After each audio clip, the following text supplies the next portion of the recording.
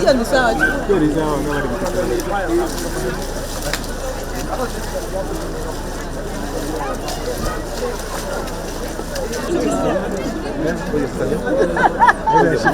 Yes, mami.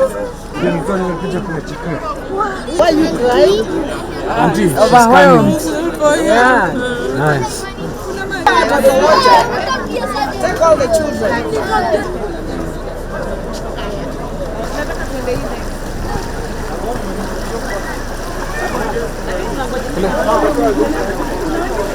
Hello. Hello.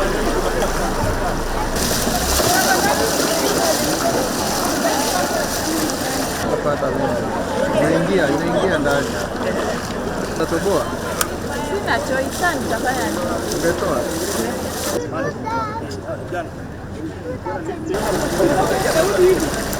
Dani P.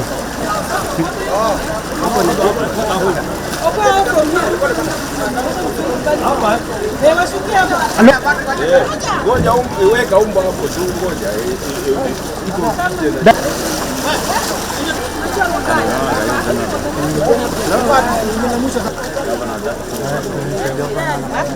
No, I'm a mother. What a child. Come.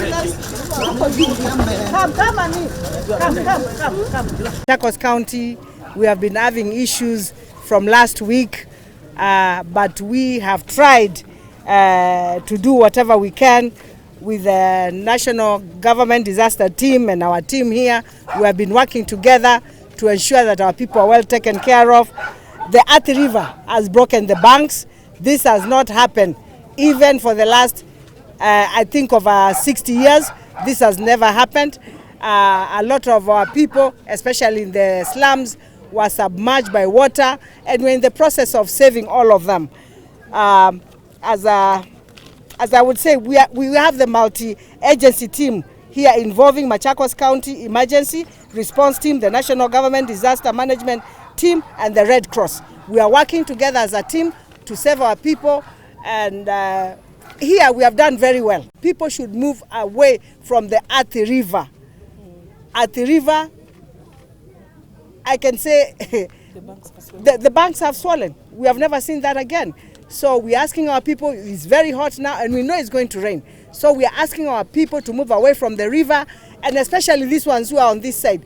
They should just move to other places and not sleep here, because we do not know what will happen maybe overnight. We are lucky this came in the morning. If it had come at night, then it would have been something else. We want to tell the developers, and here we are not going to mince our words. We want to tell the developers, you know the law. You know how far you should be from the river.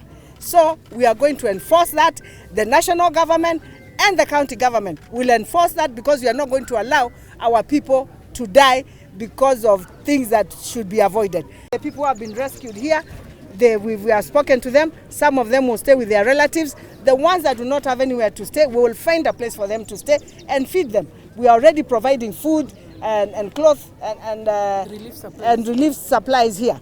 And medication, they are well taken care of. Today we just woke up to a bit of a shock with the flood that happened. And it's a shock because yesterday we had a very peaceful night. In fact, it didn't rain that much, and we were not expecting this.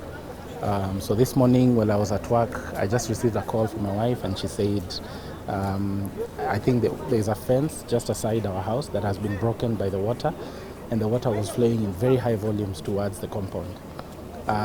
And so she had some screams from neighbors trying to evacuate their houses and their cars. But by the time she got downstairs, trying to get outside the house, the water was already at the door. So she couldn't even open the door. So what happened is she just took the kids. So she's in the house with 2 house helps and 5 kids. So she took the kids and the house help and they went upstairs. When it comes to a number of houses, so the whole block facing this side, all the houses, all the rows have been affected. That's about, probably about 60 or so houses or more.